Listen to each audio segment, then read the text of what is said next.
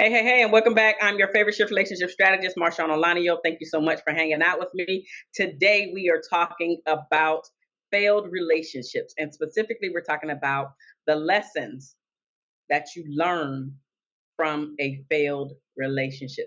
So let's jump in. What are some lessons that we can learn from our failed relationships? The first one is recognizing the relationship patterns, as I just mentioned, right? Didn't say that, but that's exactly what it was. You're noticing that you are dating only cheaters, or you're dating some man with some type of addiction. It could be, it doesn't matter what the addiction is, but he has some type of addiction. It could be addiction to video games. It could be addiction to porn. It could be addiction to alcohol. It could be addiction to drugs, but he has some type of addiction. You keep attracting men with these addictions.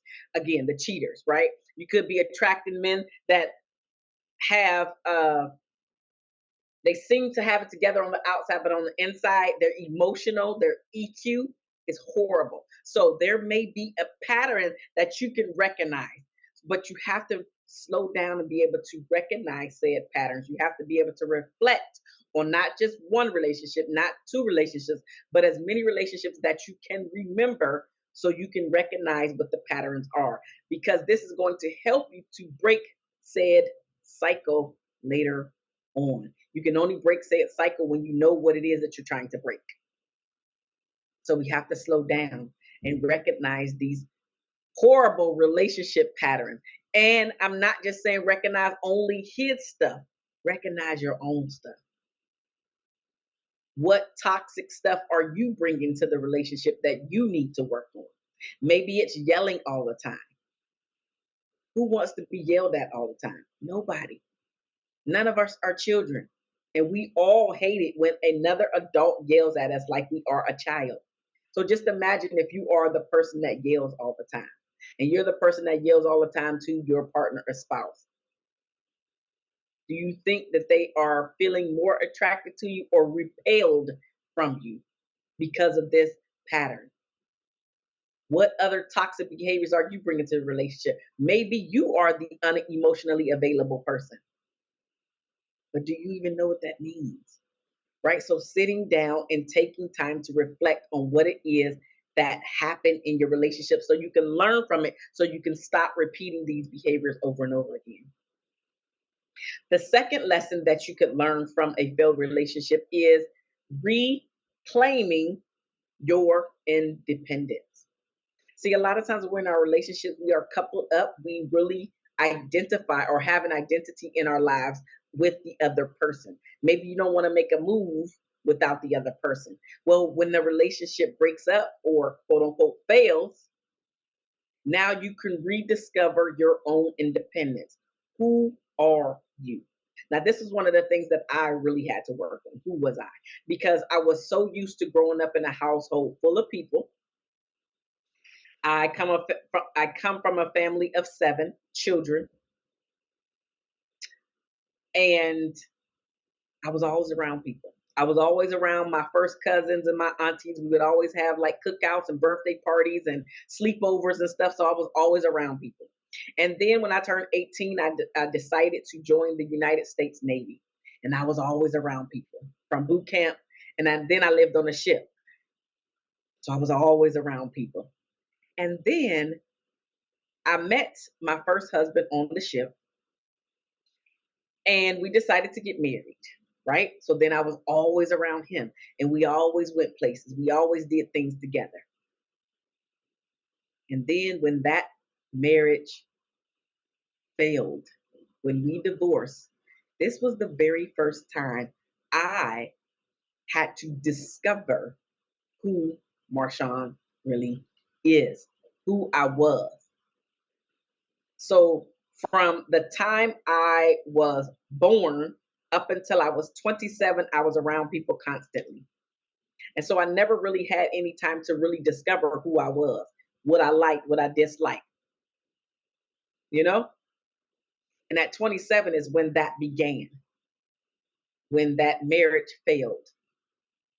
And I was sitting in the house all by myself.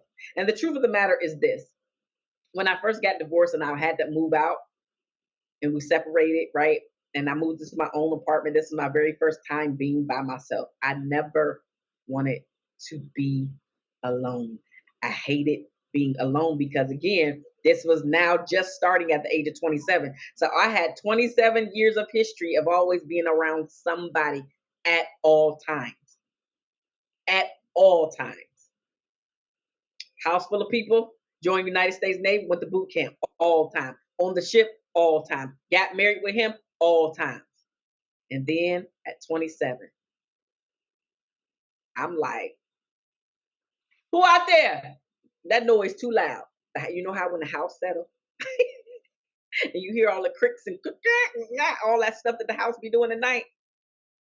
Man, no. I remember I slept with this big knife underneath my pillow because I didn't want to bring the gun, even though I actually did have a gun. I didn't want the gun underneath my pillow. I had a big ass knife underneath my pillow.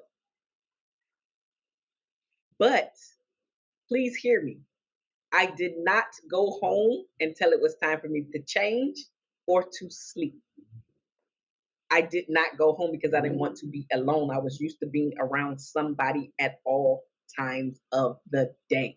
So I had to discover, and for me, I didn't even have to rediscover. I had to discover my independence because I had no idea who I was, what I wanted, what I needed, what I desired. I didn't know any of that. That started me on my personal growth journey, discovering who Marshawn is.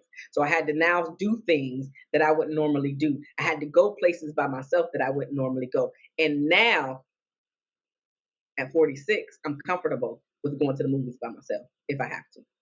I'm comfortable with taking me out for dinner alone. I'm comfortable. Well, back in the day, I don't do it now, but when I was going to the club, I was comfortable getting dressed, not meeting anybody there, going, dancing, have a good time, and coming back home. But that took a long time for me to be able to do because I didn't know that I liked to do those particular things. So I had to discover Marshawn, and I'm still discovering who I am. I'm still discovering a lot of things that I like because I haven't tried all of the things in the world. So maybe there are some other things that I want to go out and try. Just haven't done it yet. Like camping, like literally going out and putting up my camp and sleeping out there. I want to do that. Haven't done that yet. It's one of the things that I actually want to try and do. I don't know if I'm gonna like it because I haven't done it. Maybe I'll hate it, but I want to at least try it. Right? So discovering who I am. That was one of the lessons that I really had to learn. And that's also one of the lessons that you must learn in order to be in a healthy romantic relationship because until you know who you are, it doesn't matter. It literally does not matter who you attract initially. You will lose the person because you have no clue as to who you are, and you cannot articulate who you are if you don't know who you are. The third lesson is after the relationship breaks up and you feel like you're a failure, when you reflect, this is the operative word, you have to be able to sit and reflect. Now you can understand what your needs are. You can understand that you don't like to be treated X, Y, and Z. You can understand that you don't want this person to do whatever. It may literally just be that you have the 3 to 5 things that you learned in this relationship. I know I don't like that. I don't like that. I don't like that. I don't like that. That one, this last one is kind of tolerable, but I'd rather live without it.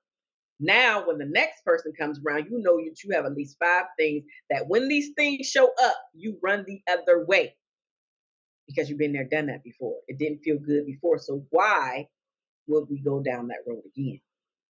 And the only reason why you keep attracting the same person over and over again, who's treating you the same way over and over again, is because you have not learned a lesson. You don't even feel like you're worth more, which is why you're accepting the crap. So now you get a chance to understand exactly what your needs are and then be able to articulate what your needs are. Like you'll never believe that some of the people that I work with, some of the clients that I work with, I'll ask them what type of relationship that they want, and they really don't even know that. Like they haven't sat there and thought that. They know that they know that they want to have a relationship, but they don't know if they just want a long-term relationship. They don't know if they just want to stay dating for a while. They don't know if they want to get married. They don't know if they want to be common law. Like, what type of relationship do you want? That's the very basics. You say you want a relationship, but what type of relationship is that? Do you know that? Makes a difference. The fourth lesson that you should learn is how important communication is for every relationship. Every relationship. And understanding how important it is to be open, to be honest, and to be empathetic in your communication. Because a lot of people are not honest, and a lot of people are not open when it comes to communication. Some people, you feel like you are constantly pulling and pulling and pulling the information out of. Like, you're asking one question, and instead of them elaborating, they'll just one word you or two words you. It was good. Oh, that's three. It was good. Yeah, it was fine. Good. How was your day? Good. Anything good happen today? Not really. Did you eat lunch with your bestie? Oh, we did. So they not continuing the conversation. They're also not even asking you about your day and how things went. This is when you really figure out how imperative communication is in order for you to feel connected to the person. Because if you're always feeling like you have to pull information out of the other person, that mess gets old real quick.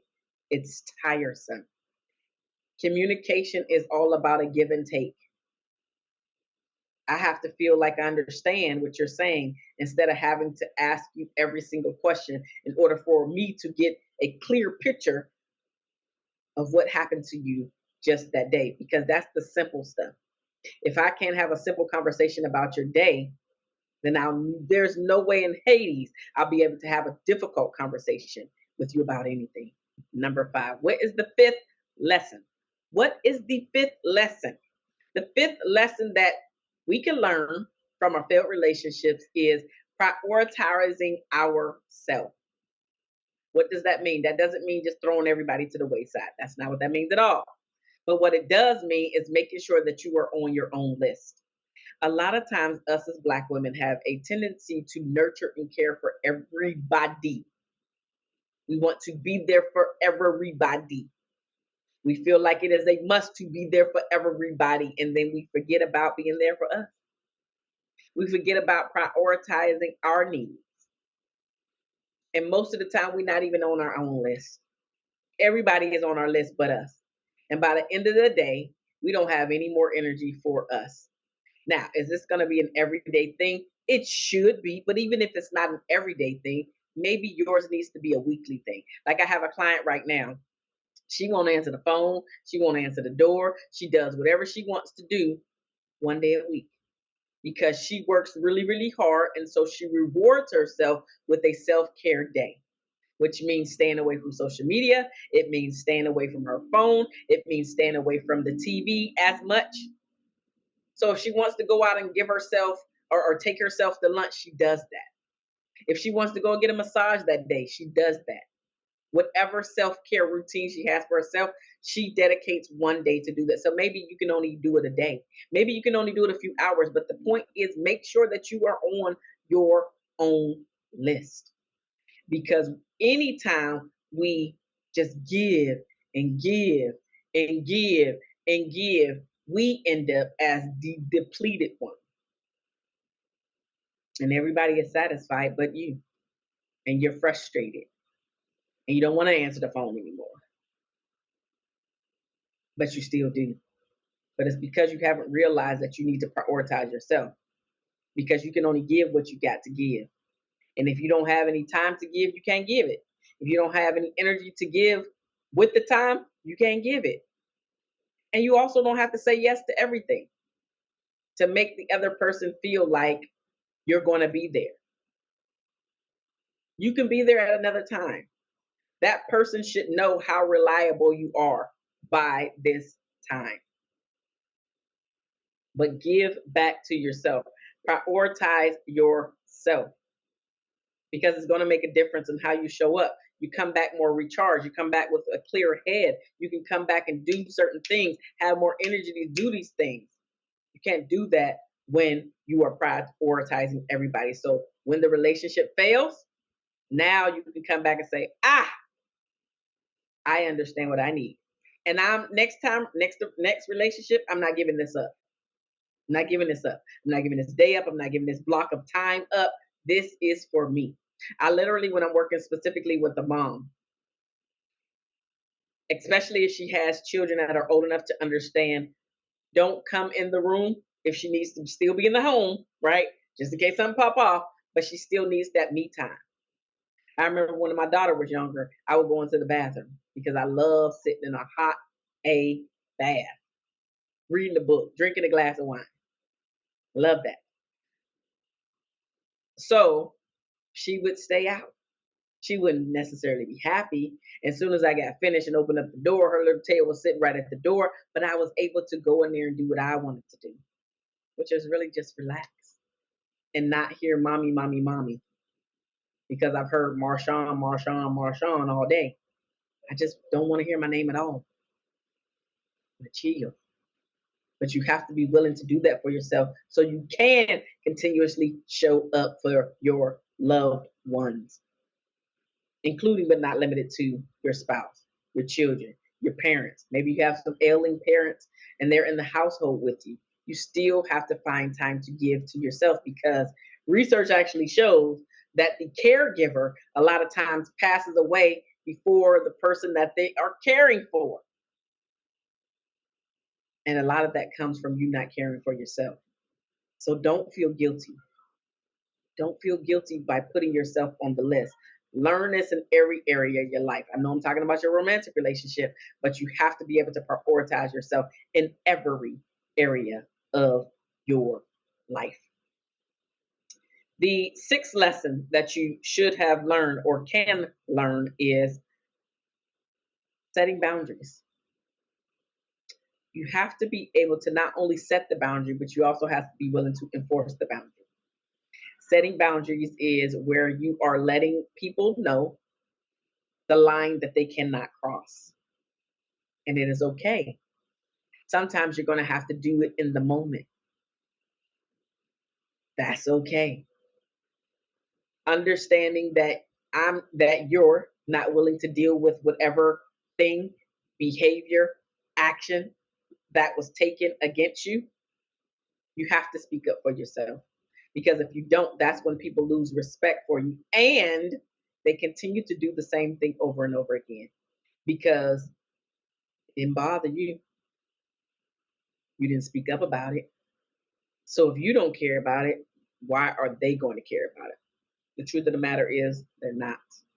And you're going to be the only one that's frustrated and pissed off and like, oh my God, I want to punch this other person in the face. When in fact, you probably should punch them in the face, but don't do that.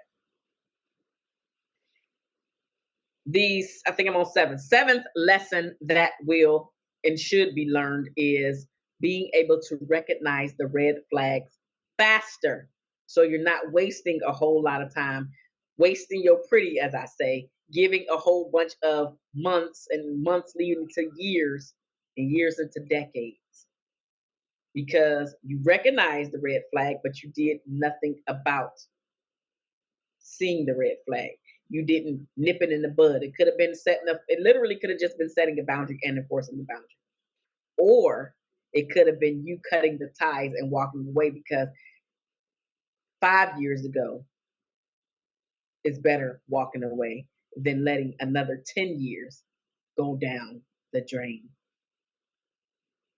So, if and when you learn these 7 lessons, you will have a better time of being able to walk into the next relationship and being able to recognize some of the things that was holding you back from getting to the next level in your last relationship. So I'm going to quickly go over them. The first one was rediscovering your independence. The second one was recognizing your relationship patterns. The third one was understanding your needs.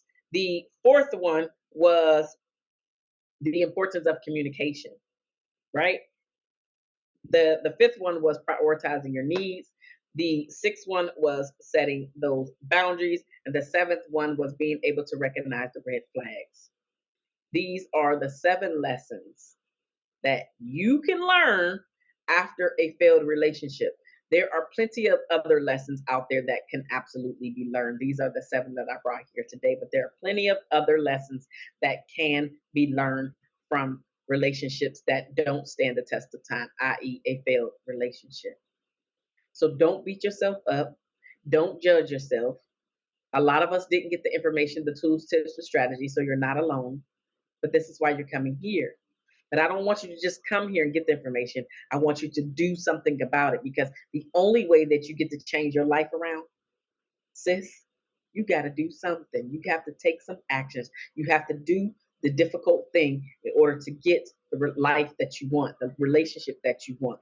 But here's the thing, it's only difficult when we make it difficult, because your gut, your intuition tells you something is not right. But a lot of us push past that feeling